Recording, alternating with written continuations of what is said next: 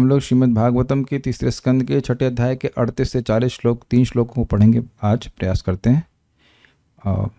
36वें में आपने ये देखा था कि मैत्रेय मुनि कहते हैं कि यद्यपि मैं पूरा नहीं जानता हूँ, फिर भी क्योंकि वाणी का परम लाभ है भगवान के यश का वर्णन करना, इसलिए मैं बोलूँगा। एकांत लाभम वचसो नुपुंसाम सुश्लोक मौलेर गुणवादमाहु श्रुतेश्च विद्वद्भिरुपाकृतायां कथा सुधायाम उपसंप्रयोगम।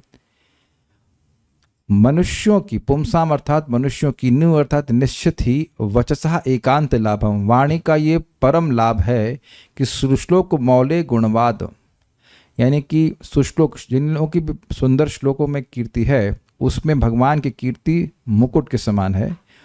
तो उनके गुणवाद को, गुण को बोलने को एकांत लाभ कहा गया है, परम लाभ कहा गया है वाणी का मनुष्यों की। श्रुतेश्च, और सुनने का भी एकांत लाभ यही कहा गया है, जो कि विद्वद भी उपकृतायाम, जो विद्वान है उनके द्वारा ये लिपिबद्ध किया गया है। कथा सुधायाम उपसम प्रयोगम, कथा जो सुधा है, कथा का अमृत है, उसके पास कानों को सटा देना, ये सुनने की शक्ति का एकांत लाभ है। अब जहाँ तक भगवान को पूरी तरह जानने की बात है, तो उस पर वो कहते हैं कि ब्रह्मा जी 1000 साल तक प्रयास करने के बाद भी क्या भगवान को जान पाए? तो अब अगर इसको कहा जाए इस तरह से, तो इसका क्या अर्थ होगा?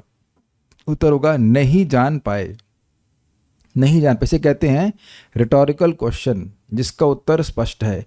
क्या मुझे तुमसे अधिक कोई प्रिय है? तो उसका अगर मान लीजिए कोई कहता है इस तरह से, तो उसका मतलब है कि नहीं, और कोई तुम अधिक प्रिय नहीं है। उसका उत्तर बोलने की जरूरत नहीं, उत्तर स्पष्ट है।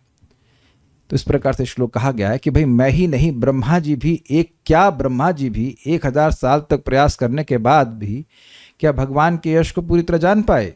तो क्या उत्तर निकलेगा इस तरह से पूछने का? नहीं जान पाए। आप सुन चुके हैं दूसरे अध्याय स्कंद में, भगवान को जानने के लिए 1000 साल तक प्रयास करने का 1000 साल तक तपस्या किए थे।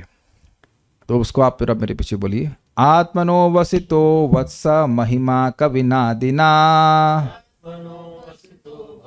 एक मिनट, मिला नहीं इनको, मिला नहीं। 38 देखिए, कल वाली फाइल में ही है, 38 देखिए।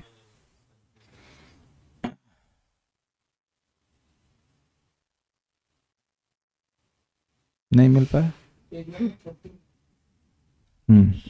आत्मनो वसितो वत्स महिमा कविनादिना।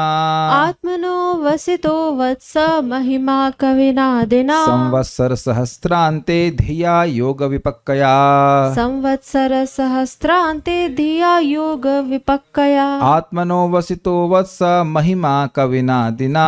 आत्मनो वसितो वत्स महिमा कविनादिना। संवत्सर सहस्रांते धिया योग विपक्कया।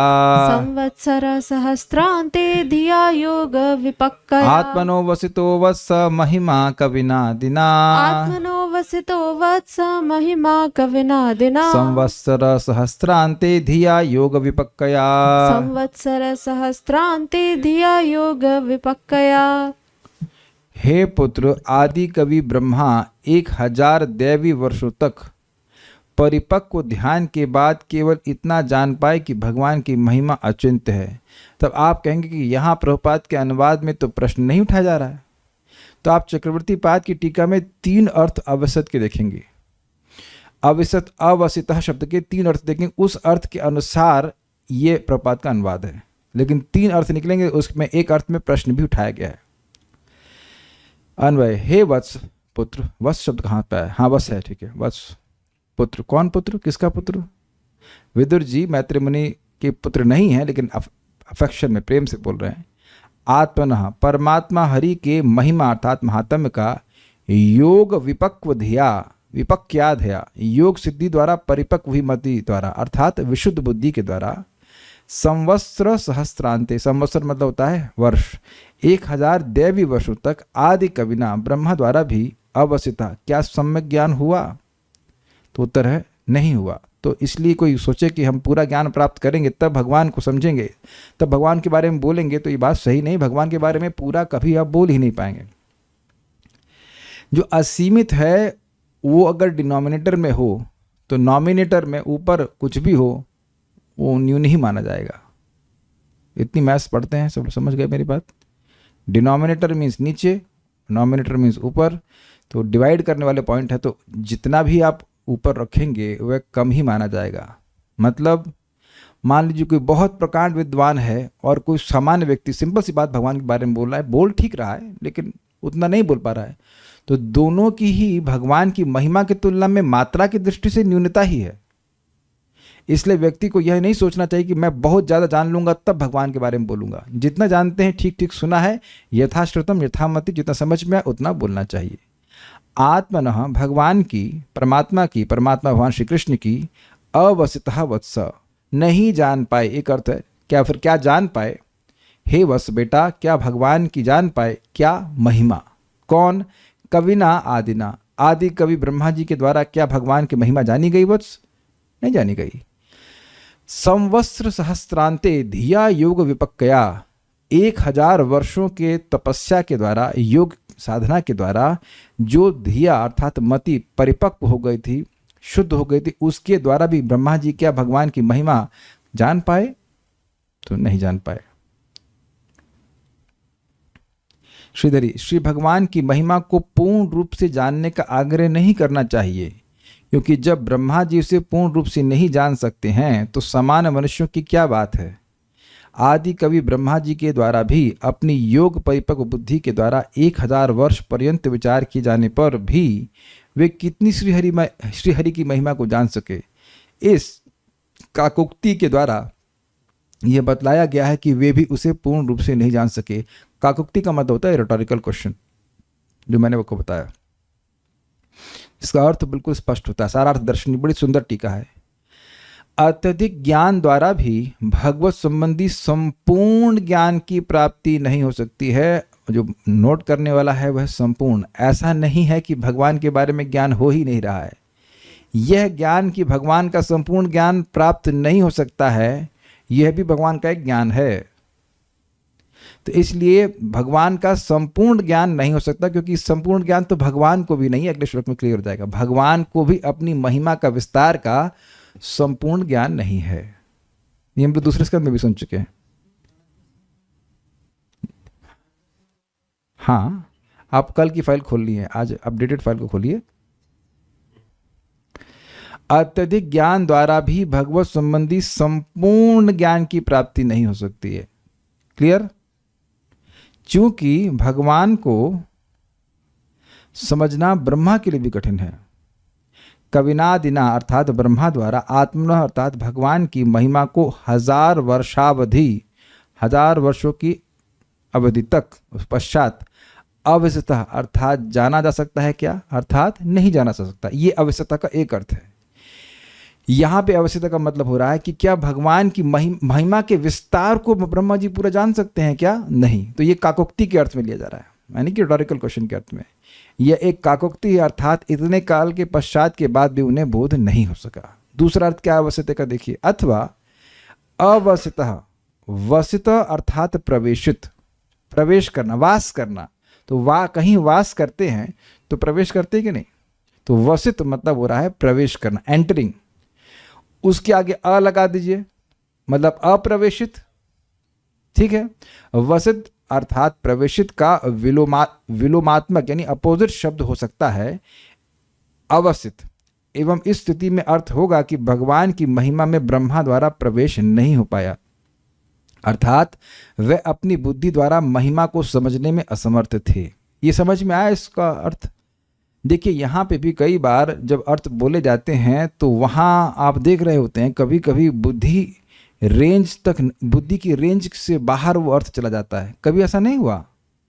ऐसा नहीं होता कि कुछ भी समझ में नहीं आता है, लेकिन कुछ कुछ आपका बुद्धि का, हमारा बुद्धि का रडार पकड़ नहीं पाता है उसको, ये रेंज के बाहर जा रहा है। तो उस रेंज में जो बात कही जा रही है वहाँ बुद्धि का प्रवेश नहीं हो रहा है।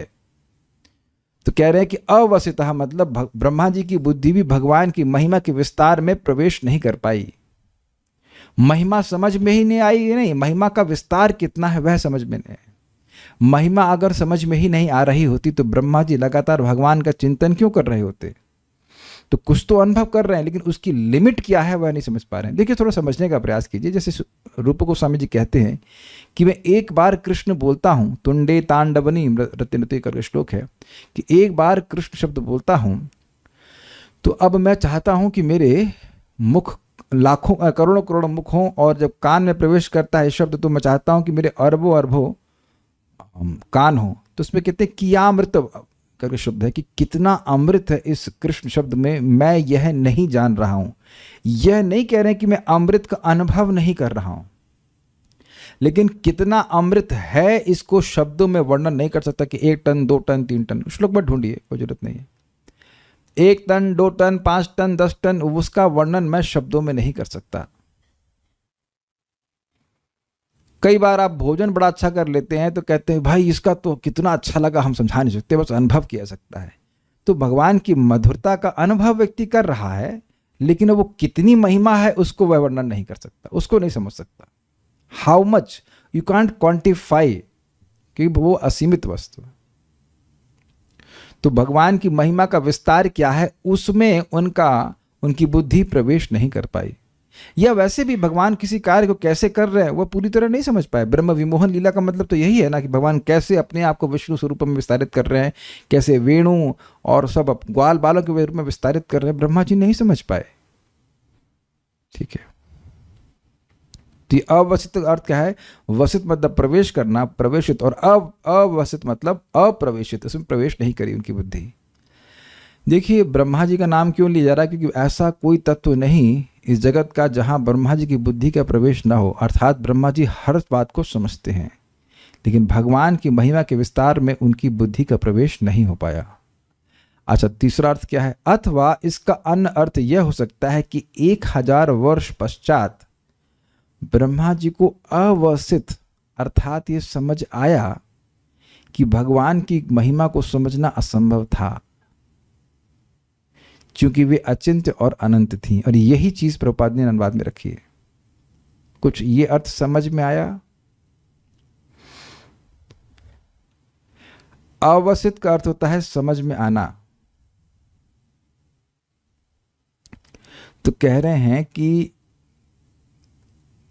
देखिए, पिछले वसित वाले अर्थ से मत दीजिएगा इसको, वहां पे उन्हें दो भागों में तोड़ दिया। वसित मतलब प्रवेश करना और अवसित मतलब प्रवेश नहीं करना। लेकिन दूसरा एक शब्द है अवसित, उसका अर्थ होता है, सीधे अर्थ अगर लेंगे उसका अर्थ होता है समझना। तो उनको महिमा नहीं समझ में आई, भगवान की महिमा का विस्तार कितना है यह नहीं समझ में आया। उनको यह समझ में आया कि भगवान की महिमा को नहीं समझा जा सकता। समझ में आया आप लोगों को? इतना समझ में आ गया कि भगवान की महिमा अनंत है, अचिंत है, इसलिए वह इसको नहीं समझ सकते। पूर्णता यह समझ में आ गया।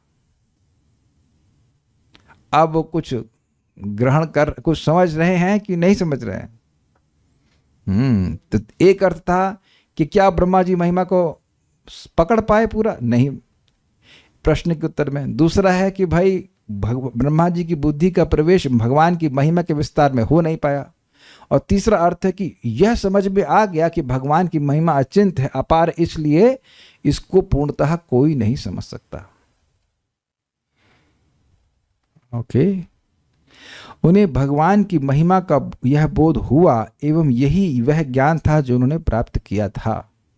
यानी वास्तविक रूप से अगर कोई कह रहा है कि मैं भगवान को समझ रहा हूं और तुमको पूर्णतः समझा रहा हूं, अर्थात ऐसा व्यक्ति 1 नंबर का चोर है, धोखेबाज है। क्योंकि अनंत को तो भगवान, अनंत को कोई पूरा समझ ही नहीं सकता है।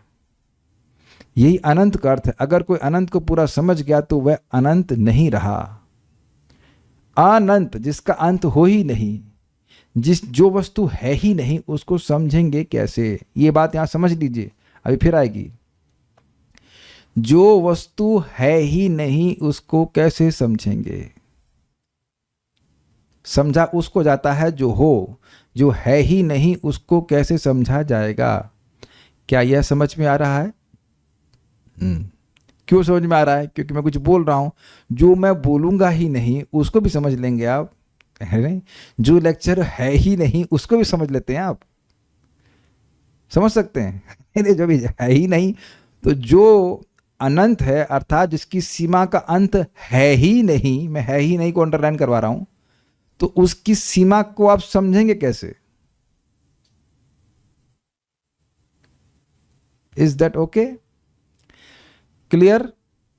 तो क्योंकि भगवान की महिमा का अंत है ही नहीं, इसलिए उसके अंत को कोई समझ ही नहीं सकता, भगवान भी नहीं समझ सकते। और अभी अगले श्लोक में आएगा ये, ब्रह्मा जी की तो बात है, भगवान भी नहीं समझ सकते। तो जो व्यक्ति ये कहे कि मैं तुमको वह लेक्चर समझाऊंगा जो कभी बोला ही नहीं गया, तो वह आपसे धोखा कर रहा है कि नहीं कर रहा है? उसी प्रकार से कोई कहे कि मैं भगवान को पूरा समझता हूं और मैं तुमको भगवान को पूर्णतः समझा दूंगा, तो वह पूर्णतः धोखेबाजी कर रहा है। ये कोई कहे मैं भागवत को पूरा समझ गया हूं और मैं आपको पूरा समझा दूंगा, तो यह भी धोखेबाजी है। ठीक? तो यह नहीं कहा जा रहा है कि महिमा को समझा ही नहीं जा रहा है, कहा यह जा रहा है कि महिमा के अंत को नहीं समझा जा रहा है।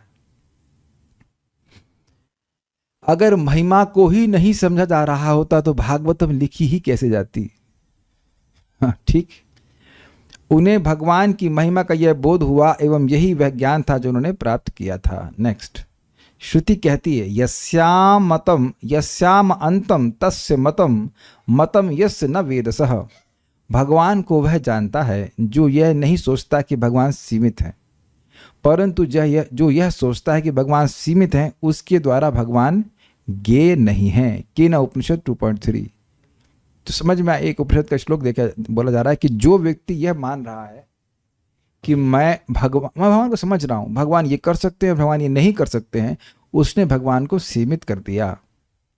अब जो गुण आप भगवान के ऊपर लागू कर रहे हैं वही भगवान के नाम के ऊपर भी लागू करना पड़ेगा। कोई अगर कहे कि एक ही नाम से कर्म बंधन नष्ट नहीं होता है, तो बस वहीं से अपराध उसका बन गया, नाम प्रभु उससे असंतुष्ट हो जाते हैं। यानी तुम नाम की शक्ति को अपनी बुद्धि से लिमिट कर रहे हो। ऐसा कैसे हो सकता है कि एक ही नाम से सारे जन्मों के पाप तुरंत ही नष्ट हो जाएं? तो अब नाम आपके हिसाब से चले, नाम आपसे परमिशन ले, या भाई इसको तो हमारी महिमा समझ में आ नहीं रही है तो हम अपने हिसाब से काम ना करें, ये तो बेवकूफ़ी होगी। तो इस बात है, तात्पर्य मैं केवल पढ़ूंगा और जो आवश्यक होगा तभी मैं व्याख्या करूंगा। कुछ ऐसे कूपमंडूक अब आप समझ गए होंगे, फेमिलियर होंगे कौन होते हैं कूपमंडूक। कुछ ऐसे कूपमंडूक दार्शनिक हैं जो दर्शन तथा मानसिक चिंतन द्वारा परमात्मा को जानना चाहते हैं। जब परमेश्वर को कुछ हद तक जानने वाले भक्तगण यह स्वीकार करते हैं कि भगवान की महिमा अकल्पनीय अथवा अचिंत्य है, तो कूपमंडूक दार्शनिक उनकी निंदापूर्वक आलोचना करते हैं कि यह तो भावुक लोग हैं। ये दार्शनिक उस कूपमंडूक की तरह हैं जिसने प्रशांत महासागर को मापने का प्रयास किया था। वे आदि कवि ब्रह्मा जैसे भक्तों से उपदेश ग्रहण न करके निरर्थक मानसिक चिंतन का कष्ट उठाना पसंद करते हैं। इजी है। ब्रह्मा जी ने 1000 दैवी वर्षों तक कठिन ध्यान किया था, फिर भी उन्होंने कहा कि भगवान की महिमा अचिंत्य है। अतः ये कूपमंडूक दार्शनिक अपने मानसिक चिंतन से कौन सा लाभ पाने की आशा कर सकते हैं? क्या इनकी बुद्धि ब्रह्मा से भी अधिक हो गई है? तो उत्तर है नहीं। इसी को कहते हैं काकोक्ति। क्या इन कूपमंडूक दार्शनिकों की बुद्धि ब्रह्मा से भी अधिक हो गई है? ये जब मैं प्रश्न कर रहा हूं तो उसका उत्तर क्या होगा? नहीं हुई है। स्वाभाविक से उत्तर इसी तरह से बोला गया कि ब्रह्मा जी क्या पार समझ पाए।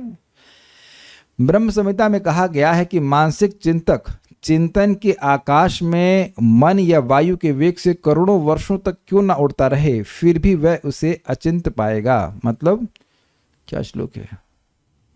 वायोर्यथापि मनसो मुनिपुंगवानाम सोप्यस्ति अविचिंत तत्वे गोविंदमादि पुरुषम तमहम भजामि। श्लोक शुरू कैसे होता है? मुनिपुंगवानाम वायोरथापि मनयो मुनिपुंगवानाम। भूल रहा हूं श्लोक, एनीवेज। यानी कि कितना भी मानसिक चिंतन कर ले, ऐसा हो सकता है वैसा हो सकता है, लेकिन वह भगवान के तत्व को अपने मानसिक रिसर्च वर्क से कभी नहीं समझ सकता। भगवान मन के परे हैं, किंतु भक्तगण ब्रह्म के ज्ञान की व्यर्थ खोज में समय नहीं गवाते, अपितु वे प्रामाणिक भक्तों से छोड़ दीजिए, श्लोक छोड़ दीजिए, अपितु वे प्रामाणिक भक्तों से भगवान की महिमा का विनीत भाव से श्रवण करते हैं। अर्थात जिन भक्तों ने प्रामाणिक रूप से गुरुजनों से सुना है, यथाश्रुतम यथामति, इस तरह वे श्रवण तथा कीर्तन की प्रक्रिया का दिव्य आनंद उठाते हैं। वे भगवान की महिमा को पूर्णतः समझने का प्रयास नहीं करते हैं, अपितु ये स्वीकार करते हैं। पहली चीज जो भक्त लोग स्वीकार करते हैं और वो यह है कि भगवान की महिमा अचिंत्य है, हम अपनी बुद्धि से अपने मन से नहीं समझ सकते। जैसे भगवान को हम भोजन अर्पण करते हैं तो भगवान अपनी फोटो से कैसे खा लेते हैं या विग्रह के द्वारा कैसे खा लेते हैं, यह हम नहीं समझ पाते हैं, हम समझ नहीं सकते। एटलीस्ट अपनी इस समय जो दूषित इंद्रियां, इनके द्वारा हम नहीं समझ सकते। भगवान का जाप करने से हम भगवान के संपर्क में कैसे आते हैं, ये हम नहीं समझ सकते, एटलीस्ट दूषित इंद्रियों से नहीं समझ सकते। अब भगवान जब इस बात को प्रकाशित करेंगे तो कर देंगे, अभी तो हम लोग नहीं समझ सकते। यही सही समझावट है। भगवान मेरी इंद्रियों के ज्ञान के द्वारा या मेरी इंद्रियों की जो लिमिटेशन है उससे वह बंधे हुए नहीं हैं। ये बात यहाँ पे बहुत सीधी सी बोली जा रही है। भगवान भक्तों या महात्माओं के भक्ति कार्यों का अनुमोदन करते हैं और कहते हैं, महात्मानस्तु मां पार्था देवीं प्रकृतिमाश्रिताः भजन्ते नन्य मनसो ज्ञातभूतादिमव्ययम् सततं कीर्तयन्तो मां यतन्तश्च दृढव्रताः नमस्यन्तश्च मां भक्त्या नित्ययुक्ता उपासते। भगवद्गीता 9.13-14। भगवान के शुद्ध भक्त भगवान की अंतरंग शक्ति परा प्रकृति की शरण ग्रहण करते हैं, जैसे लक्ष्मी देवी, सीता देवी, श्रीमती राधा रानी या श्रीमती रुक्मणी देवी कहा जाता है। इस तरह से वे वास्तविक महात्मा बन जाते हैं। बेसिकली भगवान की शुद्ध भक्ति का वह आश्रय लेते हैं। महात्मा मानसिक चिंतन के शौकीन नहीं होते, किंतु वे अविचल भाव से भगवान की भक्ति में लगे रहते हैं। इसका मतलब क्या है? देखिए, कृष्ण का अवतरण कैसे होता है वह श्रीमद् भागवत से सुनते हैं और वह भी भक्तों के अनुगत्य में सुनते हैं। वो अपने मन से टीका नहीं लिखने लग जाते हैं कि भगवान का अवतरण इस प्रकार से हुआ होगा। There is no scope for हुआ होगा। प्रामाणिक रूप से जो आचार्यगण, जो लिबरेटेड आचार्य हैं, मुक्त आचार्य हैं, वह इस बात को समझते हैं और वह जैसी टीका करते हैं उसके अनुसार व्यक्ति समझता है, शास्त्र के आधार पर अपनी मनगढ़ंत धारणा नहीं कर लेता, जैसा कि आजकल लगत में लोग करते हैं भगवान कृष्ण के बारे में, उनको मनुष्य मानते हुए। भक्ति का प्राकट्य भगवान के कार्यकलापों के विषय में सुनने तथा कीर्तन करने की प्रारंभिक विधि से होता है। महात्माओं द्वारा अपनाई गई इस दिव्य विधि से उन्हें भगवान विषयक पर्याप्त ज्ञान प्राप्त हो जाता है, क्योंकि यदि भगवान को किसी हद तक जाना जा सकता है तो वह भक्ति के साधन के द्वारा ही, अन्य किसी विधि द्वारा नहीं। भक्त्या माम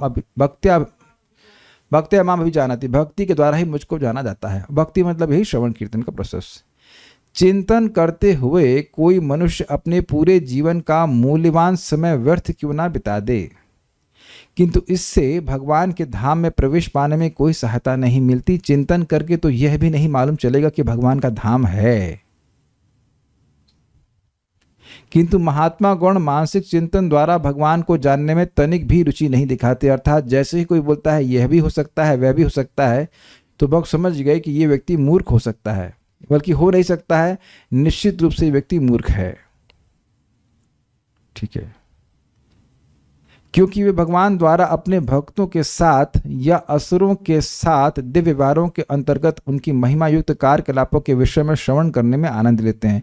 वे अनुभव करते हैं कि भगवान के श्रवण कीर्तन में क्या सुख है। शुष्क तर्क क्या है? अरे भाई, आम आम बोलने से आम आ जाता है क्या? तो क्या राम राम बोलने से राम आ जाएंगे? तो तुम्हारे तर्क पे राम आश्रित नहीं है, ये बात बोली जा रही। तो ऐसे तार्किक लोगों की बात सुनने की बजाय भक्त लोग जप करना शुरू कर देते हैं। यहाँ पे उपस्थित सभी भक्त स्वीकार करेंगे कि जब आपको जप करने के लिए बोला गया तो आपने 501 प्रश्न नहीं करे कि क्यों करने चाहिए। कोई था ऐसा व्यक्ति? एनीवन? क्यों करें, ऐसा क्यों, वैसा क्यों? व्यक्ति जप करने लगता है, कुछ उसका पहले का पुण्य है कि उसे भक्तों की बात पर विश्वास होता है, और वो जब बस जब करने लगता है फिर धीरे धीरे बातें सब अपने आप प्रकाशित हो जाती हैं। और जो लोग प्रश्न ही करते रहते हैं, जैसे कहते हैं डाउटिंग थॉमस, उनका तिलक थोड़ा अलग डिज़ाइन का होता है, ऐसा तिलक नहीं होता, उनके माथे पे से क्वेश्चन मार्क वाला तिलक मानो लगा रहता है। वो हर चीज़ पे डाउट ही करते रहेंगे, तो वह हरे कृष्ण मंत्र जपेंगे ही नहीं, वो प्रसाद खाएंगे ही नहीं, तो उन्हें कुछ बात समझ में आएगी भी नहीं। ये सीधी सी बात कर रहे हैं। भक्तगण इन दोनों में आनंद पाते हैं, मतलब श्रवण कीर्तन में और इस जीवन के में तथा बाद के जीवन में सुखी रहते हैं। तो भक्त लोग भगवान की महिमा को अचिंत्य स्वीकार करके भगवान की महिमा को सुनते हैं। और अगला श्लोक देखते हैं। अब यहाँ बड़ा सुंदर बात कहते हैं कि भाई ब्रह्मा जी का क्या कहना, भगवान भी अपनी महिमा को नहीं समझते हैं। बहुत सुंदर श्लोक है, मेरे पीछे बोलिए। अतो भगवतो माया माई नामपि मोहिनी, अतो भगवतो माया मायि नामपि मोहिनी, यत् स्वयं चात्मवर्त्मात्मा न वेद किमुता परे, यत् स्वयं चात्मवर्त्मात्मा न वेद किमुता परे। अतो भगवतो माया माई नामपि मोहिनी, अतो भगवतो माया मायि नामपि मोहिनी, यत् स्वयं चात्मवर्त्मात्मा न वेद किमुता परे, यत् स्वयं चात्मवर्त्मात्मा न वेद किमुता परे। अतो भगवतो माया माई नामपि मोहिनी, अतो भगवतो माया मायि नामपि मोहिनी, यत् स्वयं चात्मवर्त्मात्मा न वेद किमुता परे, यत् स्वयं चात्मवर्त्मात्मा न वेद किमुता परे। अतो भगवतो माया माई नामपि मोहिनी, अतो भगवतो माया मायि नामपि मोहिनी, यत् स्वयं चात्मवर्त्मात्मा न वेद किमुता परे, यत् स्वयं चात्मवर्त्मात्मा न वेद किमुता परे। अतो भगवतो माया मायि नामपि मोहिनी, अतो भगवतो माया माई नामपि मोहिनी, यत् स्वयं चात्मवर्त्मात्मा न वेद किमुता परे, यत् स्वयं चात्मवर्त्मात्मा न वेद किमुता परे। तो यहाँ श्लोक में ब्रह्मा जी कह रहे हैं, मैत्री मुनि कह रहे हैं, अरे ब्रह्मा जी भगवान को ना जाने तो कौन से आश्चर्य की बात है। भगवान स्वयं भी अपनी महिमा को नहीं जानते हैं पूर्णतः।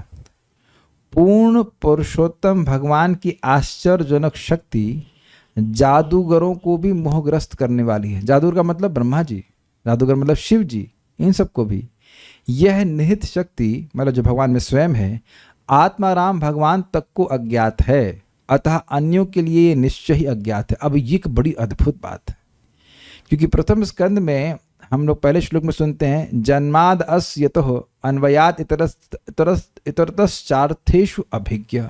भगवान अभिज्ञ है, अर्थात सर्वज्ञ है, सब कुछ जानते हैं। और यहाँ कह रहे हैं कि भगवान अपनी माया के विस्तार को स्वयं ही नहीं जानते हैं। तो इससे तो विरोधाभास हो गया। तो देखिए, थोड़ा ध्यान से सुनिए हम क्या कह रहे हैं, इसको ध्यान से सुनेंगे तो समझ में आएगा। अगर कोई वस्तु नहीं है तो उसको नहीं जानने से सर्वज्ञ की सर्वज्ञता की हानि नहीं होती। जैसे कोई सर्वज्ञ व्यक्ति घोड़े के अंडे के बारे में ना जाने तो क्या दिक्कत है कि घोड़े के अंडे नहीं होते, या आकाश में पुष्प है नहीं जाने तो उसकी सर्वज्ञता में हानि क्यों नहीं होती, क्योंकि आकाश में पुष्प होते ही नहीं हैं। समझ में आ गया ना। तो भगवान, ये बात समझने बड़ी कॉम्प्लिकेटेड लगती है, भगवान सब कुछ जानते हैं तो भगवान अपनी माया के विस्तार को क्यों नहीं जानते हैं। ये हम दूसरी बार पढ़ रहे हैं, दूसरे स्कंद में भी ये बात आ चुकी है। सुखदेव गोस्वामी बोले थे, थोड़ा ज्यादा इसमें, जिस चीज की अस्तित्व है उसको तो भगवान सब जानते हैं, लेकिन जिसका अस्तित्व ही नहीं है उसको भगवान अगर नहीं जानते हैं तो भगवान की सर्वज्ञता में कोई हानि नहीं होती है। ये बात बड़ी अजीब सी लगती है। अगर पूछा जाए कि भाई भगवान की महिमा का अंत है तो क्या उत्तर है? नहीं है। तो जब अंत है ही नहीं तो भगवान उसको जानेंगे कैसे? तो काफी इंटरेस्टिंग है। तो जब भगवान, जिनके लिए सब कुछ भी कार्य असंभव नहीं है, वह भी नहीं जानते, तो जो अन्य लोग हैं वह कैसे जान सकते हैं? ब्रह्मा जी भी ना जाने तो कौन से आश्चर्य की बात है। अन्वय, अतः इसलिए भगवतः पूर्ण पुरुषोत्तम भगवान की माया अर्थात शक्तियां माई नाम यानी जादूगरों को भी अपि मोहिनी, मोहने वाली। अब इसलिए का क्या लिंक है भाई, ब्रह्मा जी भी भगवान की शक्तियों के अंत को नहीं जाने, तो अब भगवान की शक्तियाँ ब्रह्मा जी से तो सब लोग जादूगर जितने भी नीचे ही हैं उनको भी मोहित करने वाली हैं, तो अन्य को मोहित कर दें तो उसमें कौन सा आश्चर्य की बात है। तो एक हुआ। अच्छा, क्योंकि स्वयं आत्मा, स्वयं परमात्मा, आत्मा मतलब परमात्मा, आत्मवर्तमा। अब इसके दो अर्थ हैं। एक है कि आत्मवर्तमा मतलब अपनी माया के विस्तार को या अपने स्वरूप के ऐश्वर्य को। सारा तर्जमे में बोला गया आत्मवर्तमा मतलब अपने स्वरूप के ऐश्वर्य को, मेरे स्वरूप का ऐश्वर्य कितना है या मेरी माया का विस्तार कितना है उसको न वेदा, नहीं जानते हैं। भगवान स्वयं जो सब कुछ जानते हैं वह भी यह नहीं जानते कि उनकी माया का विस्तार कितना है। अपरे की मुता, तो अन्यों के विषय में क्या कहना। देखिए कितनी आश्चर्य की बात है, माया का इतना प्रबल प्रभाव दिखाया जा रहा है। ऐसे में कोई व्यक्ति सोचे कि वह माया को अपने बल से जीत लेगा तो ये कितनी बड़ी मूर्खता है। अब प्रैक्टिकल देखिए, जिस माया के विस्तार को यानी माया के अंत को भगवान स्वयं नहीं जानते हैं, वो माया को जीतना क्या इतना आसान है। इसीलिए भगवान ने कहा देवी एष गुणमयी मम माया दुरत्यया मामे व ये प्रपद्यन्ते माया मिताम तदंतिते। परम पूज्य राधानाथ महाराज इस बात को कहते हैं, what an understatement by Krishna. देवी एष गुणमयी मम माया दुरत्या, दुरत्य से कहना है कि इसको पार पाना कठिन है लेकिन असंभव नहीं है। ऐसा लग सकता है, लेकिन जब भगवान कह रहे हैं कि कोई कार्य कठिन है, जिनके लिए पूरी सृष्टि करना केवल खेल है, वह कह रहे हैं कि माया को पार करना कठिन है, तो कितना कठिन होगा। तो हमारे लिए इसको वही अर्थ होगा कि असंभव है। लेकिन मामे व ये प्रपद्यन्ते, जो मेरी ही शरण लेता है वह इस माया को, प्रपात वहां पर अनुवाद करते हैं, बड़ी आसानी से पार कर लेता है। श्रील प्रभुपाद को कहा करते थे कि मेरे शिष्यों से मेरी एक कंप्लेन ये है कि वे माया से पर्याप्त रूप से डरते नहीं हैं। देखिए यहां पे आ रही बात तो मैं कह दे रहा हूं, अगर हर दिन व्यक्ति सतर्क नहीं है तो साधना से फिसलने में बहुत समय नहीं लगता। It's like a razor's edge, that's why we need to hear every day.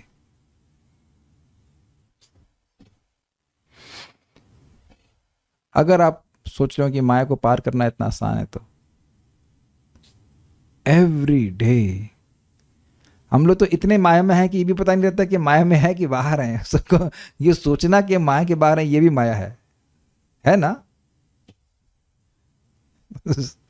Interesting है। अतो भगवतो माया, इसलिए भगवान की माया, क्योंकि भगवान की माया तो ब्रह्मा जी को भी मोहित कर रही है, तो इसलिए भगवान की माया मायनाम अपि मोहिनी, जो जादूगर हैं उनको भी मोहित करने वाली है। यत, क्योंकि स्वयं च आत्मवर्तमानाम, जो स्वयं आत्मा अर्थात परमात्मा है, वह भी स्वयं आत्मा है, वो आत्मवर्तमा अर्थात अपने माया के विस्तार को न वेद, नहीं जानते हैं। किमोता अपरे, जो अन्य लोग हैं जो भगवान से अलग हैं, मतलब जो भगवान नहीं हैं, तो उनका तो कहना ही क्या। श्रीधरी, क्योंकि श्री भगवान की माया अनंत है, अतः वे भी अपनी माया की महिमा का अंत नहीं जान पाते हैं। ऐसी स्थिति में दूसरा कोई उस माया को पूर्ण रूप से कैसे जान सकता है। सारा दर्शनी अब एक प्रश्न उठाते हैं, किंतु ऐसे अनेक दार्शनिक हैं जिन्होंने आत्म तत्व का दर्शन किया है एवं वह अन्यों को भी ज्ञापित करते हैं। यदि यह शंका हो तो इस पर श्लोक कहते हैं। थोड़ा समझने का प्रयास करें। बोला गया कि ब्रह्मा जी भी भगवान की महिमा को पूरा नहीं समझ पाए, तो मान लो कोई कहे कि भाई कुछ लोग तो ऐसा कहते कि हम भगवान की महिमा को समझ रहे हैं और दूसरों को समझाते भी हैं, तब आप ऐसे कैसे कह सकते हो कि ब्रह्मा जी को नहीं समझ में आई। तो इस पर वह श्लोक कहते हैं, क्या कहते हैं देखिए। अतो अर्थात इस कारण भगवत माया उन लोगों को मोहित कर देती है जिन्होंने मायनाम अर्थात स्वयं को अर्थात हटा दीजिए, अर्थात स्वयं को पूर्णतः माया को समर्पित कर दिया है एवं उसके शिष्य बनकर वे तथाकथित रूप से उसके विषय में ज्ञान देने में सक्षम हो जाते हैं। ये समझ में आया। ब्रह्मा जी भी भगवान की माया को पूर्णतः नहीं समझ पाए, तो कुछ लोग जो कहते हैं कि हम भगवान की महिमा को समझ गए, तो यह समझना चाहिए कि वह भगवान की महिमा नहीं, माया को शरणागत हो गए। भगवान के शरणागत नहीं हुए हैं, वो माया के शरणागत हो गए हैं। और जब वो उपदेश दे रहे हैं तो माया का शिष्य बनकर उपदेश दे रहे हैं कि हम माया को जीत लेंगे, हम माया को समझ लिए, इत्यादि इत्यादि, और तुमको भी हम ज्ञान इस प्रकार के दे रहे हैं। जो चीज़ है ही नहीं उस पर प्रवचन करने का सामर्थ्य कोई दे रहा है, सामर्थ्य जता रहा है, तो वो चीटिंग ही कर रहा है ना। इसीलिए मैत्री जैसे ईमानदार भक्त क्या कहते हैं, हम पूरा नहीं जानते, जितना जानते उतना बता रहे हैं। तो कहे कि कोई कभी भी कोई ऐसे कोई अगर कोई, हमें तो ऐसे मिला नहीं, कोई अगर कहे कि भागवत को हम पूरा समझ रहे हैं, नाम की महिमा पूरी समझ रहे हैं, ये समझ रहे हैं पूरा, तो वह वहीं से समझ लीजिए कि वह चीटिंग कर रहा है, वह माया के द्वारा मोहित है, भगवान की महिमा को कुछ भी नहीं समझा। ठीक है, माया निश्चित रूप से उन्हें बारंबार संसार में फेंकती है, यह भाव है। मतलब जो माया की शरण में है वही ऐसी बातें करेगा कि हम भगवान को समझ लिए हैं, और इसी कारण से वह माया के द्वारा पनिश किया जाएगा। स्वयं आत्मा अर्थात परमेश्वर भी आत्मवर्त्म अर्थात अपने स्वरूप को नहीं जानते हैं, तो फिर अन्य उन्हें कैसे जान सकते हैं, मतलब पूर्णतः कैसे जान सकते हैं। ब्रह्मा जी की उक्ति है भगवान कृष्ण के प्रति, जानन्त एव जानन्तु किं बहुक्त्या मे प्रभु, मनस वपशो वाचो वैभवम तव गोचरा। जो लोग कहते हैं कि वो आपको जानते हैं तो ऐसा कह सकते हैं, लेकिन जहाँ तक मेरा प्रश्न है, समझ आ गया ना, ब्रह्मा जी से ज़्यादा तो कोई बुद्धि किसी के पास है नहीं। तो ब्रह्मा जी कह रहे हैं कि जहाँ तक मेरा प्रश्न है, मनसहा मन से, वाणी से, मनसहा वपुषो वाचा, मन से, वपु से और वाणी से आपके वैभव मेरे लिए गोचर नहीं है। आपकी बात हमको समझ में नहीं आती, आपका वैभव हमको समझ में नहीं आता। तो जो लोग वाकई भगवान को समझते हैं वह भगवान को नहीं समझते हैं, या ऐसे कह लीजिए जो भगवान को नहीं, जो समझ रहे हैं कि भगवान को समझा नहीं जा सकता, वही भगवान को समझ रहे हैं। ये बात यहाँ पे कही जा रही है। और जो कह रहे हैं हम भगवान को समझ रहे हैं, वो भगवान को बिल्कुल नहीं समझ रहे हैं। तात्पर्य, अब तात्पर्य बहुत सिंपल है, जहाँ नहीं समझ में आएगा वहाँ व्याख्या करूँगा। भले ही कूप मंडूक दार्शनिक तथा विज्ञान एवं गणितीय गणना के लौकिक बखेड़ेबाज पूर्ण पुरुषोत्तम भगवान की अचिंत्य शक्ति में विश्वास न करें, किंतु कभी कभी वे मनुष्य तथा प्रकृति के अद्भुत जादूगरी से चकरा जाते हैं। लौकिक जगत के ऐसे जादूगर तथा बाजीगर भगवान के दिव्य कार्यकलापों की जादूगरी से सचमुच ही चकरा जाते हैं, किंतु वे अपने मोह को यह कहकर समन्वित करने का प्रयास करते हैं कि यह सब पौराणिक कल्पना है। किंतु परम शक्तिमान पुरुष में कुछ भी असंभव या पौराणिक नहीं है। मतलब जब वह पुराण के वर्णन को सुनते हैं जिसमें भगवान की महिमा का वर्णन किया जाता है, तो कहते हैं ये तो कल्पना है। जैसे ऐसे बोला गया है कि भगवान की अस्य निश्वसितः वेदः, भगवान के निश्वास से, सांस बाहर छोड़ने से वेद प्रकट हुए। तो साइंटिस्ट कहेगा मेरे सांस छोड़ने से तो कुछ भी प्रकट नहीं हुआ, सांस छोड़ने से ज्ञान कैसे हो सकता है। तो वह अपनी लिमिटेशन को भगवान पर आरोपित कर रहा है, तो वह कहता है ये सब कल्पना है। तो ये सब बात गलत है। लौकिक विवाद प्रिय लोगों के लिए सबसे आश्चर्यजनक पहेली यह है कि एक ओर जहां वे परम पुरुष की असीम शक्ति की लंबाई चौड़ाई की गणना करने में लगे रहते हैं, वहीं उनके श्रद्धालु भक्तजन व्यवहार जगत में भगवान की अद्भुत जादूगरी की प्रशंसा करने मात्र से भव बंधन से मुक्त कर दिए जाते हैं। मतलब ये लोग रिसर्च कर रहे हैं कि भगवान इस कार्य को कैसे कर रहे हैं, और भगवान जिस कार्य को अद्भुत रूप से करते हैं उसको भक्त लोग यह रिसर्च नहीं करते वो कैसे करते हैं, बार बार उसको बोलते रहते, देखो भगवान ने गिरिराज उठाया, गिरिराज उठाया। अब हम लोग यह रिसर्च कभी नहीं करते कि गिरिराज जी उठाया कैसे। क्या ये क्लास आपने कभी सुनी है गिरिराज जी को भगवान ने कैसे उठाया? आज तक कभी कोई क्लास हुई इस्कॉन में? नहीं। ये कोई ऐसी क्लास देगा तो उसे लोग मूर्ख कहेंगे। भगवान कैसे उठाए ये प्रश्न आप कभी नहीं करते हैं, भगवान उठाए इसी को गाते रहते हैं। भगवान अपने आप को विस्तारित किए अपने बछड़ों के रूप में, यह बात अब कई बार गाए हैं, सुने हैं, लेकिन कैसे करते हैं ये भक्त नहीं जानते। Is it okay?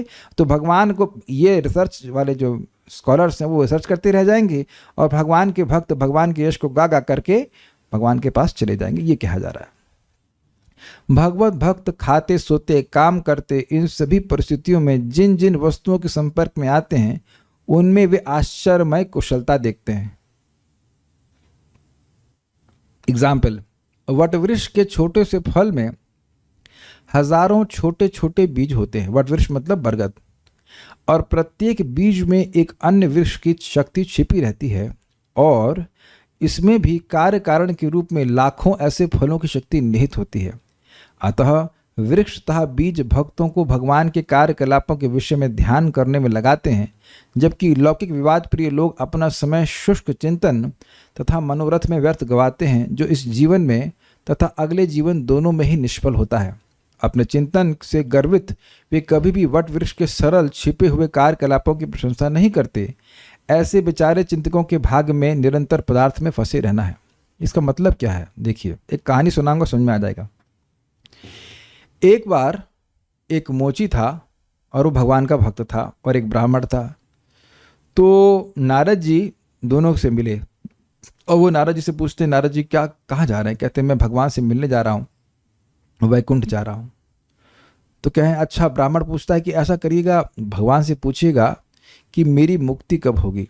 और यही प्रश्न मोची भी करता है कि भगवान से पूछना कि मेरी मुक्ति कब होगी। तो कहें ठीक है। लौट के आए नारद जी। फिर तो नारद जी ब्राह्मण को पहले मिलते हैं। तो ब्राह्मण को नहीं, भगवान से पहले मिलते हैं। तो भगवान कहते हैं कि ये जो ब्राह्मण है यह तो अभी कई जन्मों के बाद मेरे पास आएगा, और ये जो मोची है ये इसी जन्म में मेरे पास आ जाएगा। तो जब नारद जी सुनते हैं ऐसा तो बड़ा आश्चर्य होता है। नारद जी लौट के आते हैं और फिर ब्राह्मण से मिलते हैं। ब्राह्मण पूछता है कि आप पूछिए। तो कहते हैं हाँ, कि कितने समय के बाद मैं भगवान के पास आऊँगा। तो कहते हैं अभी बहुत जन्म लगेंगे तुमको भगवान के पास वापस जाने में। तो उससे बड़ा क्रोध आया। कहते हैं लगता है आप झूठ बोल रहे हैं, भगवान से मिलते मिलते तो है नहीं, ऐसे बोल दे रहे हैं।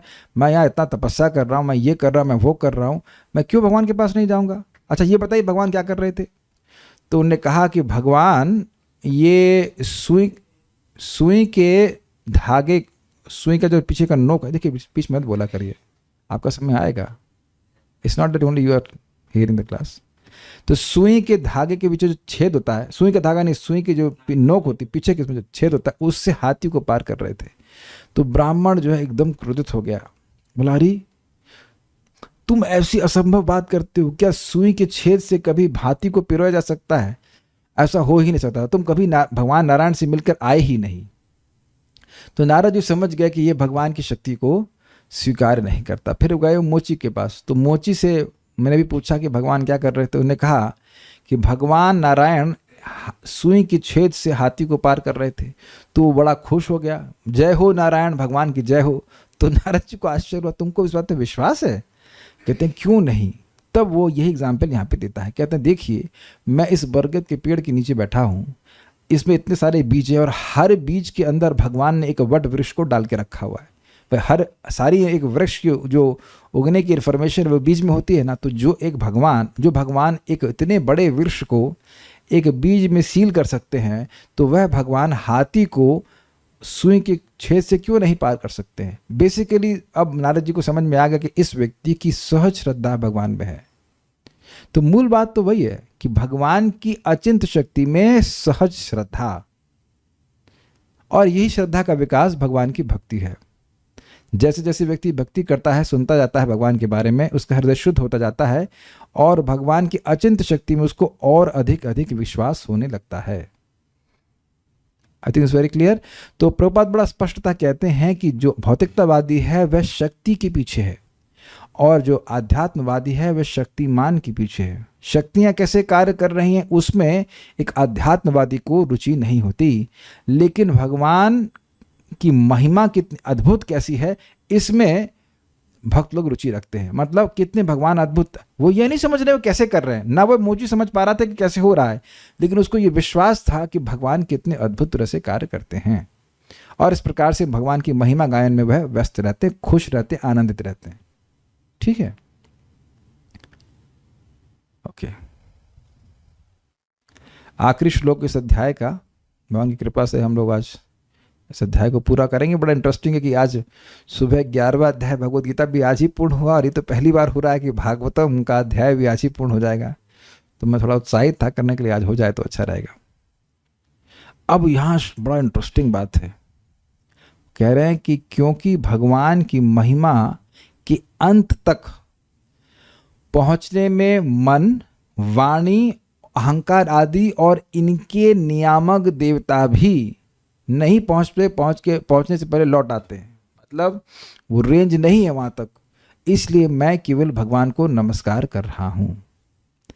यतो प्राप्य निवर्तन्त वाचश्च मनसा सह यतो प्राप्यन्यवर्तन्त वाचश्च मनसा सह अहम चान्य इमे देवास तस्मै भगवते नमः। अहं चान्य इमे देवास्तस्मै भगवते नमः। यतो प्राप्य निवर्तन्त वाचश्च मनसा सह यतो प्राप्यन्यवर्तन्त वाचश्च मनसा सह अहम चान्य इमे देवास्तस्मै भगवते नमः। अहं चान्य इमे देवास्तस्मै भगवते नमः। यतो प्राप्य निवर्तन्त वाचश्च मनसा सह यतो प्राप्यन्यवर्तन्त वाचश्च मनसा सह अहम चान्य इमे देवास्तस्मै भगवते नमः। अहं चान्य इमे देवास्तस्मै भगवते नमः। एक बात आप इन सब चीज़ों से सीख लीजिएगा कि कभी हम यह सोचने लग जाएं कि भगवान की महिमा हमको समझ में आ गई है तो उसी दिन से हमारी मूर्खता शुरू हो जाती है। Please forgive my strong words. लेकिन जिस दिन हमने सोचना शुरू कर दिया कि अरे ये तो वही बात बोलेंगे, हम तो सब समझ रहे हैं, हम तो सब समझ गए, ओहो, उसी दिन से ऐसे ही हम लोग कलयुग के जीव हैं, क्या ही समझते हैं। और अगर व्यक्ति सोचने लग जाए कि हम तो सब सुन लिए, हम तो सब समझ लिए, तो ये रॉन्ग होगा। इसे घोंटते रहें जन्म जन्मांतर भी, तब भी आप देखेंगे अरे एवर फ्रेश अंडरस्टैंडिंग और डीपर अंडरस्टैंडिंग आएगी, डिपेंडिंग कि हमारी चेतना कितनी शुद्ध है। अनुवाद। अपने अपने नियंत्रक देवों सहित शब्द, मन तथा अहंकार पूर्ण पुरुषोत्तम भगवान को जानने में असफल रहे, अतएव हमें विवेक पूर्वक उन्हें सादर नमस्कार करना होता है। भाई भगवान को पूर्ण समझ नहीं सकते, लेकिन इसका अर्थ यह तो नहीं है कि भगवान को प्रणाम भी नहीं कर सकते। तो ये मैत्री मुनि जिनका अगाध बोध है वह यह बोल रहे हैं कि भगवान को पूर्णतः कोई नहीं समझ सकता, लेकिन भगवान को नमस्कार कर रहे हैं, अर्थात भगवान को प्रसन्न करने का प्रयास कर रहे हैं, नापने का प्रयास नहीं कर रहे हैं भगवान को। यह तो क्योंकि अप्राप्य, जिसको प्राप्त नहीं किया जा सकता, श्री भगवान की महिमा का अंत ना पाकर मनसः सह वाचश्च अहम इमे देवाश्च, मन, वाणी एवं अहंकार के साथ उनके ये नियामक देवता भी, मतलब ये सारे तत्व इनका उपयोग करके और इनके नियामक देवता भी, इन सब की सृष्टि हुई ना, न्यवर्तन्त लौट गए, मतलब खाली हाथ लौटा। अच्छा ये बताओ भगवान की महिमा कहाँ है? तो मन भी नहीं समझ पाया और मन का नियामक देवता भी खाली हाथ लौट आया कि इसका उत्तर हम नहीं जानते। अहंकार यानी उनके देवता यानी रुद्र, वह भी गए और नहीं समझ पाए। समझ आ रहा है? वाणी और उसके देवता ब्रह्मा जी, वह भी नहीं समझ पाए। तस्मै भगवते नमः, अतएव हमें विवेक पूर्वक उन्हें सादर नमस्कार करना होता है। मतलब विवेक यह होना चाहिए, जब ब्रह्मा जी नहीं समझ पाए, जब भगवान स्वयं अपनी महिमा के अंत को नहीं जानते हैं, तो हम भगवान को कैसे पूर्णतः समझ सकते हैं? हम लोग तो कलयुग के एकदम स्टैम्प्ड जीव है, made in Kalyuga. Is it not? How can we understand? How much do we understand? What purity of life we have? क्या शुद्धता है हमारे चित्त की, या किसी तरह से नहीं जानते हैं। तो नम्रता से व्यक्ति को भगवान को प्रणाम करना चाहिए। यह तो अप्राप्य निवर्तन्ते, क्योंकि उनको प्राप्त किए बिना लौट आते हैं। कौन? वाचश्च मनसा सह अहम चान्य इमे देवा, वाणी मन के साथ अहंकार और उनके अन्य देवता, ये सभी देवता वापस लौट आते हैं, भगवान की महिमा के अंत को नहीं समझ पाते हैं। तस्मै भगवते नमः, इसलिए हम उन भगवान को, भगवान कृष्ण को नमस्कार मात्र करते हैं। श्रीधरी, श्री भगवान की महिमा दुर्गेय है, जानना बड़ा कठिन है, इसलिए महर्षि मैत्री उसको यतो प्राप्य इत्यादि द्वारा नमस्कार करते हैं, भगवान को नमस्कार करते हैं। श्री भगवान की महिमा के अंत का पता लगाने में प्रवृत्त मन के साथ वाणी भी असमर्थ होकर लौट गई। यही नहीं, अहंकार अभिमानी रुद्र और इंद्रियों के अधिष्ठात्र देवगण भी असमर्थ होकर लौट गए, नहीं समझ पाए भगवान की महिमा का अंत। इसी है। नेक्स्ट देखिए, बड़ी इंटरेस्टिंग है, ये बहुत इंटरेस्टिंग है। सारार्थ दर्शनी।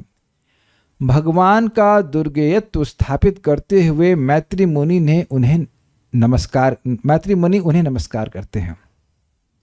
भगवत महिमा के अंत का अप्राप्य अर्थात लाभ नहीं किया जा सकता, ये असंभव कार्य है। अतः समष्टि अर्थात विराट रूप अर्थात जितने भी जीव हैं सब एक साथ जोड़ लीजिए, एवं व्यष्टि अर्थात समस्त जीवों की यानी व्यक्तिगत जीवों की वाच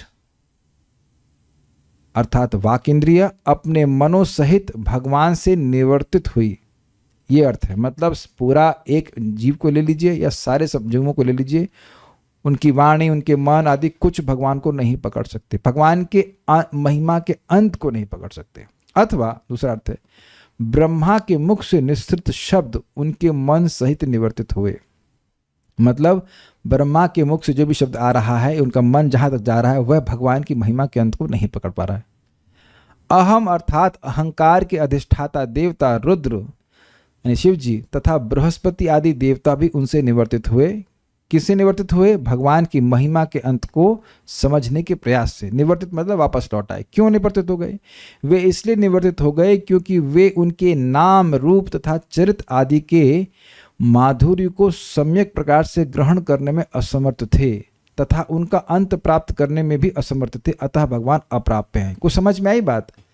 भगवान के नाम रूप आदि के स्वाद का अनुभव तो किए लेकिन ना पाए हों। कोई पूछे भाई कितना अनुभव किए मधुरता का, तो उसका वर्णन करने किए बिना ही वह लौट आए। कुछ समझ पा रहे हैं?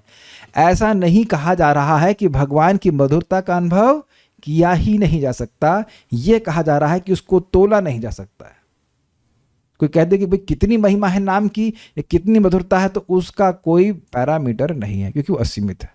Is it okay? ठीक है, कहाँ गए?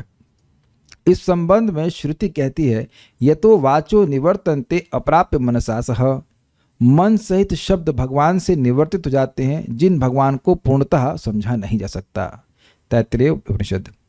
इस श्लोक का आशय यह दर्शाना है कि भगवान के अनंतत्व के कारण उन्हें मापना असंभव है और इसी कारण वाणी तथा मन दोनों का उल्लेख किया गया है। तो अब एक प्रश्न आएगा कि जब भगवान को मापा ही नहीं जा सकता फिर तो उनका चिंतन वर्णन व्यर्थ है। भाई जिसको माप ही नहीं सकते, जिस कार्य को आप कर ही नहीं सकते हो, तो उसमें दिमाग लगाने की जरूरत क्या है? जब कोई ही कर नहीं पाए, जब देवता नहीं कर पाए, ब्रह्मा जी नहीं कर पाए, भगवान स्वयं नहीं कर पाए, तो फिर जरूरत ही क्या है भगवान का वर्णन करने की? मान लो कोई ऐसा प्रश्न करे तो कहते हैं कि ऐसा नहीं है कि शब्द आदि अन्य इंद्रियां भगवान को बिल्कुल भी नहीं समझ सकती हैं, क्योंकि कहा गया है वेदैश्च सर्वैर अहम विवेद्यो, मैं ही वेदों के द्वारा जानने योग्य हूँ। भगवत गीता 15:15। भगवान स्वयं इस बात को कहते हैं भाई वेद है क्या? वेद तो शब्द है, तो शब्द के द्वारा वेद के द्वारा ही भगवान को जानते हो, है ना? तो ये शब्द यानी शब्द के द्वारा भगवान जाने जाते हैं। लेकिन पॉइंट आप समझ गए होंगे, पॉइंट क्या है? संपूर्णता में वेद भी भगवान का वर्णन नहीं कर सकते। I think is very clear. ठीक है, श्रुति के इन वाक्यों में कोई असंगति नहीं है। मनसैवा अनुद्रष्टव्यम एतत् प्रमेयम ध्रुवम। उन अपरिमेय यानी अपरिसीमित अपरिवर्तनशील भगवान को मन द्वारा समझना चाहिए। बृहदारण्यक उपनिषद 4.4.19-20। क्या मतलब है? जो मन पवित्र है, चेतो दर्पण मार्जनम, जब मन पवित्र होता है तब भगवान की बात समझ में आती है।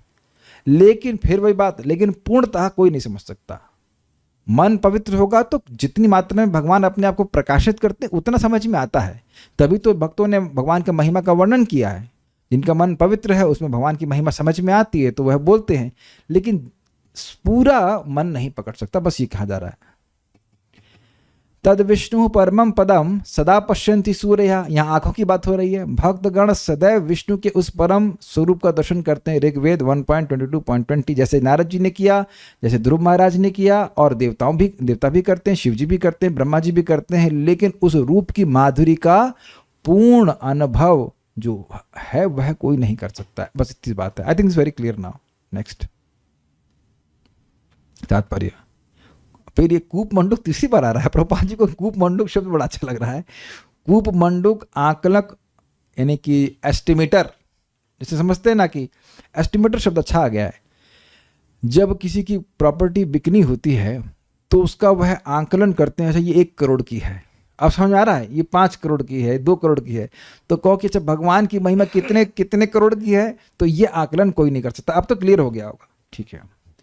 कूप मंडूक आकलक यह आपत्ति उठा सकता है कि यदि भगवान वाणी, मन तथा अहंकार के नियंता देवों द्वारा, जो कि क्रमशः वेद, ब्रह्मा, रुद्र तथा बृहस्पति इत्यादि देवता हैं, अज्ञेय हैं, जाने नहीं जा सकते हैं, तो फिर भक्तगण इस अज्ञात वस्तु में इतनी रुचि क्यों दिखाएं? श्लोक तो इजी, क्वेश्चन इजी है समझने में।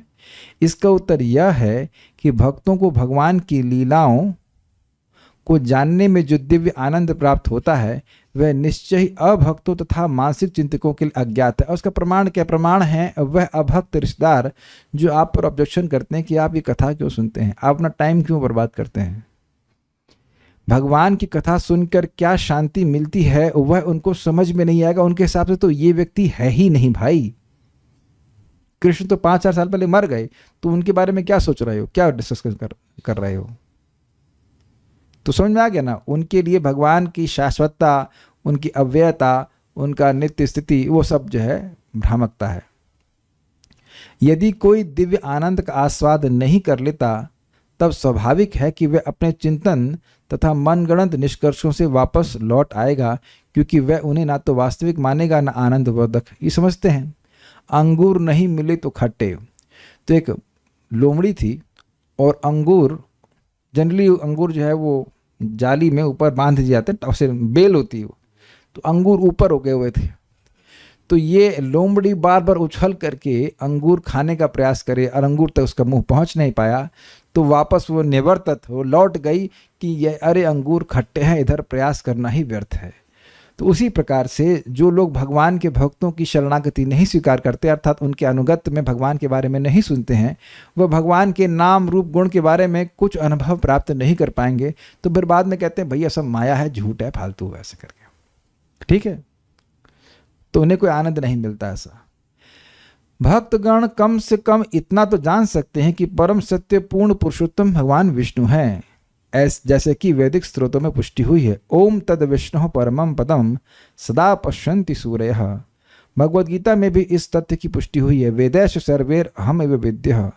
मनुष्य को वैदिक ज्ञान के अनुशीलन के द्वारा भगवान कृष्ण को जानना चाहिए और व्यर्थ ही अहम अर्थात मैं शब्द के विषय में चिंतन नहीं करना चाहिए। इसका क्या मतलब है?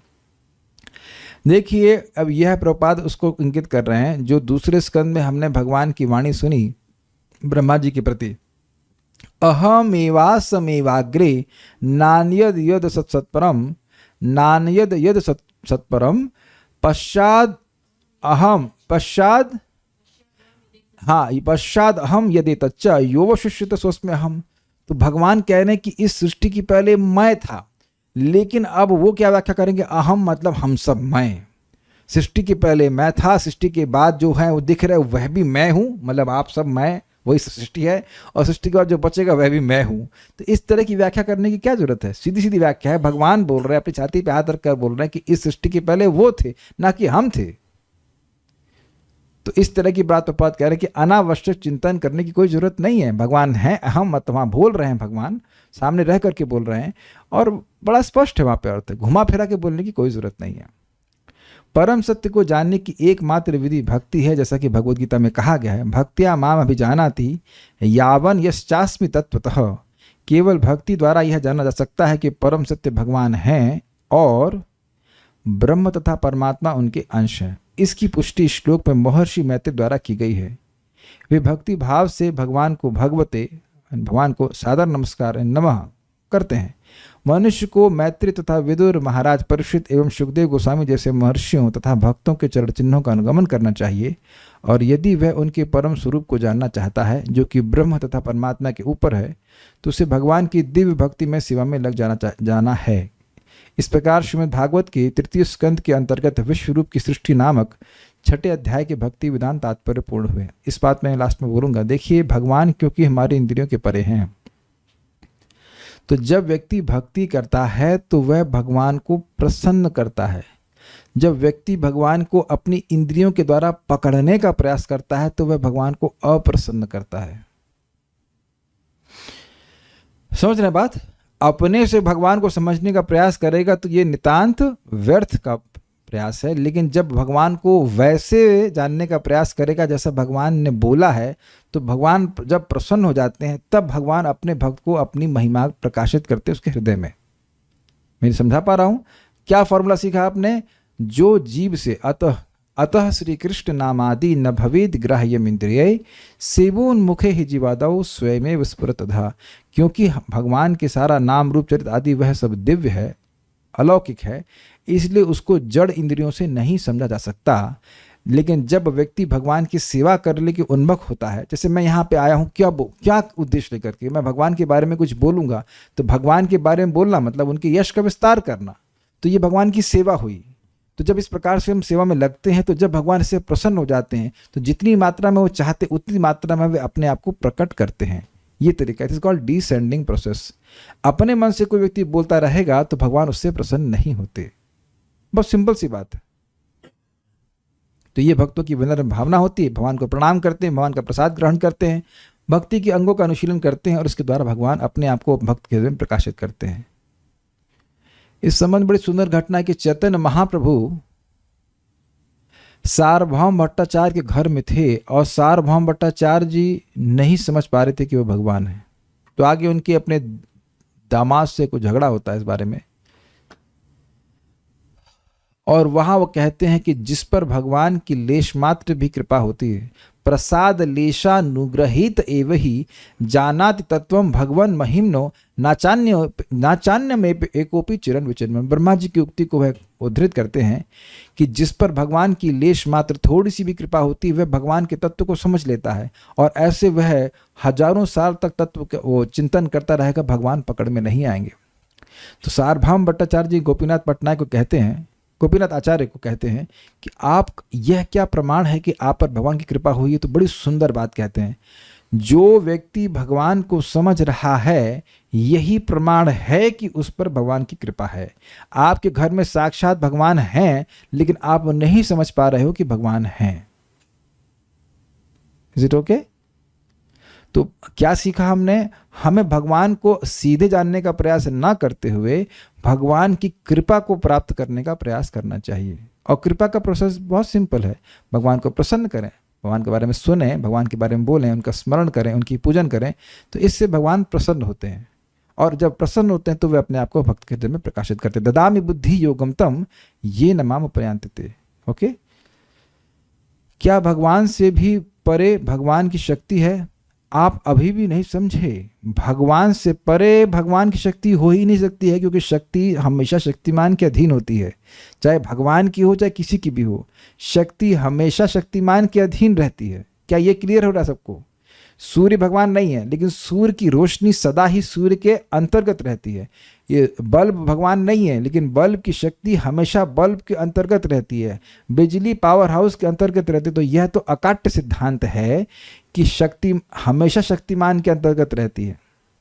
लेकिन भगवान जो नहीं जानते हैं वो यह है कि उनकी शक्ति का विस्तार कितना है, और वह इसलिए नहीं जानते हैं क्योंकि उनकी शक्ति का विस्तार अनंत है। उनकी शक्ति के विस्तार का अंत है ही नहीं, इसलिए नहीं जानते हैं। इसका अर्थ यह नहीं कि उनकी शक्ति कभी भी भगवान से ऊपर चली जाएगी। It's a good question, good question. क्योंकि ऐसा बोध हो सकता है कि भगवान भी अपनी शक्ति के विस्तार को नहीं जानते, तो भगवान की शक्ति उन्हीं को ही खा जाए या उन्हीं पर चढ़ बैठे। ऐसा नहीं है शक्ति भगवान के अंतर्गत ही है। अजीब सी बात है, लेकिन भगवान की शक्ति क्योंकि अनंत है, इसलिए उसके विस्तार को भगवान नहीं जानते। Okay, so will stop now.